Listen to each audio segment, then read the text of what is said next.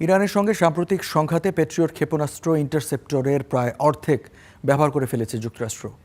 মাত্র ৩৯ দিনের অভিযানে দেশটির বিপুল পরিমাণ অস্ত্র খরচ হয়, যার মধ্যে ৮৫০টিরও বেশি টমাহক ক্রুজ মিসাইল এবং ১,০০০টিরও বেশি joint air to surface stand off missile ক্ষেপণাস্ত্র রয়েছে।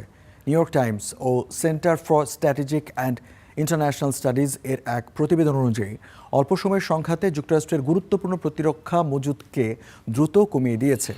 ইরান যুদ্ধের আগেই বিশেষজ্ঞরা সতর্ক করেছিলেন যে চীনের মতো সমপর্যায়ের শক্তিশালী প্রতিপক্ষের সঙ্গে বড় ধরনের সংঘাতে যুক্তরাষ্ট্রের ক্ষেপণাস্ত্রের মজুদ পর্যাপ্ত নাও হতে পারে। সাম্প্রতিক এই ব্যবহারে সেই ঘাটতি আরও স্পষ্ট হয়েছে। তবে হোয়াইট হাউসের পক্ষ থেকে এসব উদ্বেগকে নাকচ করা হয়েছে। প্রেস সেক্রেটারি ক্যারোলিন লেভিট বলেছেন, যুক্তরাষ্ট্রের প্রয়োজনীয় সব ধরনের অস্ত্র পর্যাপ্ত পরিমাণে রয়েছে।